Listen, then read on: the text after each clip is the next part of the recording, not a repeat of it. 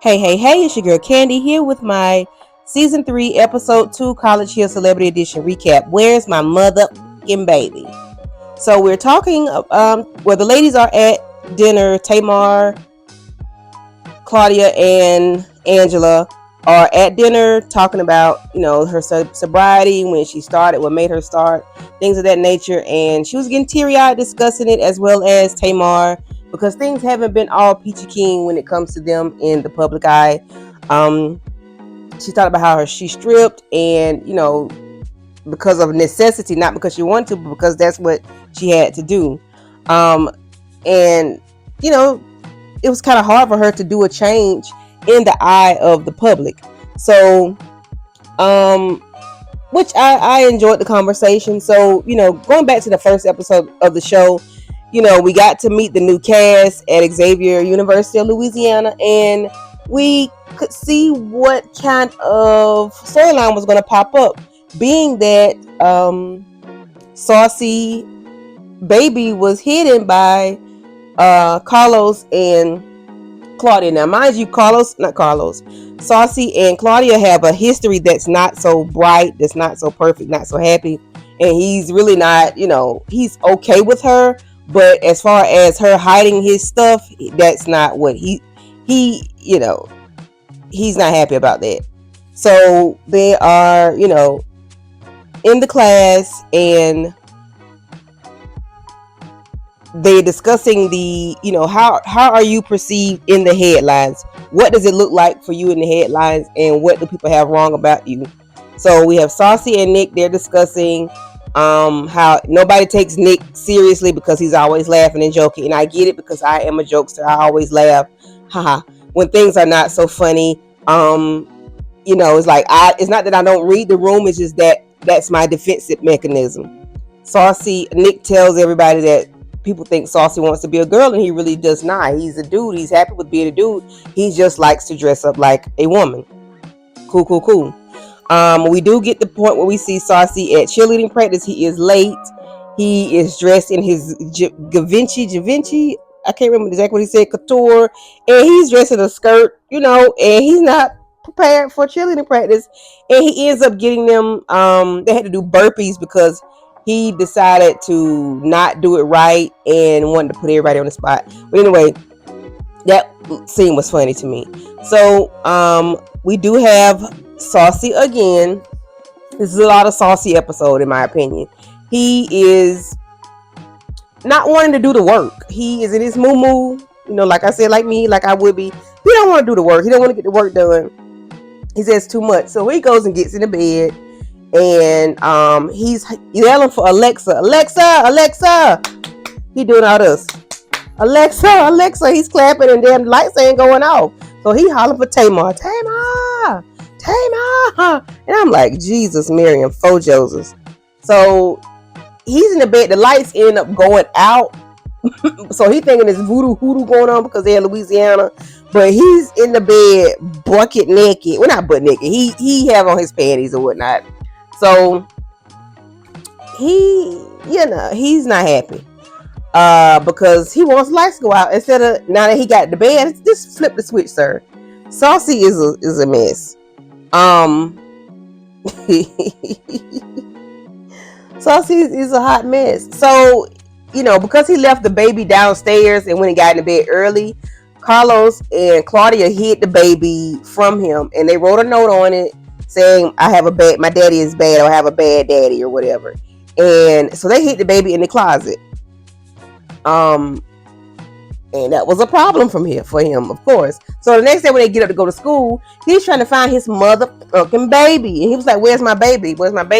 Y'all playing. The baby was in the bed with me.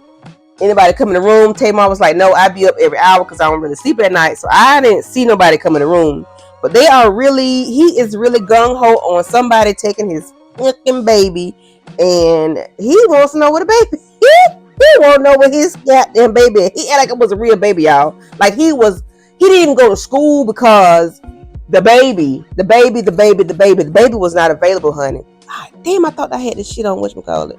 The baby is not on. The baby is not available, but the baby's not coming. The baby is not real. I'm sorry. and it's lightning outside. So anyway, he ended up finding the baby, and of course he's pissed. And he talks to Tamar on FaceTime, and they discuss the baby gate.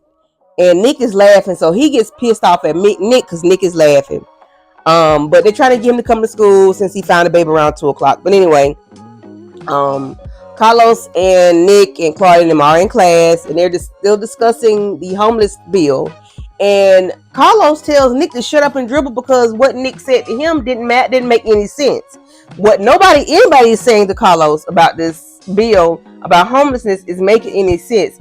And Nick tries to give him his personal connection with the homelessness and how it's correlated with mental health and things of that nature. And Karlos, like, he didn't understand what was going on. He didn't even care to understand what is going on. He got disrespectful with the teacher, with Dr. Frazier.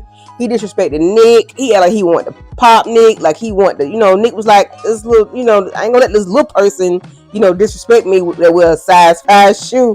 I thought that was funny. But Nick too big of a dude for Karlos to be popping off at. Not necessarily that size mean anything, because the bigger they are, the harder they fall. But Karlos just got up for no reason now. And I think when people get upset like that, when they're having a disagreement, it's because you don't have anything else to say. So your defense mechanism tells you to jump up and get ready to, you want to squabble. And I think that's, I don't like to argue either. But in this setting, I think you should, be mindful of what you're saying, because you are in a classroom setting. And I'm sorry, y'all. I thought I had everything on Do Not Disturb, but everything is disturbing me. So if y'all see pop-ups, I do apologize. I'm not going to edit it out. See, shots of abuse. I'm not doing all that. So let me pay attention, make sure I swipe stuff away. So yeah. And Karlos thinks like regular people cannot, have something to say about homelessness. Like, the onus is on the rich people, the people in power, the billionaires and trillionaires that are making all of this money. They should be the ones that help combat homelessness, when it's not necessarily them. Yes, they can help financially, but it's on the public too, because they are the ones that have to deal with it. They have to see it. They have to be in it, So, I don't know. Karlos was just being, he was just being a bit too much. He was belligerent, and I don't know. I don't know how long. I don't know how long he's gonna last. And another thing about lasting, by them being celebrities or in the public eye, is Saucy. Saucy didn't go to class because he couldn't find his baby. And to me, that's not, come on, bruh. It's not that serious. You're filming a show. So part of the show is going to be because you couldn't find your baby. So I don't know how Saucy's going to do either. How is he going to do? Because he didn't even want to do the work assignment. And he didn't even want to do the work assignment, y'all. Because he just didn't want to. So is Saucy like wasting time dealing with this? How is this going to work? Why would he come here if he didn't want to do the work? Like, why waste your time packing all 18 suitcases and coming on here and not wanting to do the work, doing some kind of work? Why not? Like, what? You could have done something else to be on television versus this. Like, he is on TV anyway. I don't know if he was. I don't know if he's still in Love and Hip Hop. But why would you come to HBCU when you know education is part of the program? Like, why come here? Yeah, I don't know. You're on a black show about celebrities being at HBCU as full-blown celebrity adults. And so I don't understand, like, what's so hard for some of the people here. We know college can be a lot, and it seems like a lot, but this is what you signed up for this. I don't know your manager or publicist or whatever did for you to get on the show, but you signed the dotted line. This is what you want to do. So I don't understand, like, what the issue is with Santana like he need to lock in, like Brillo said. He need to lock in and get it done. Focus on the goal, which is to get the interdisciplinary studies certificate. Like, that's your ultimate goal. Like, what is the issue here? It makes for good TV, yes, but come on now. You know what you signed up for. What if they had never give you the doll, baby? Then what? So I do know,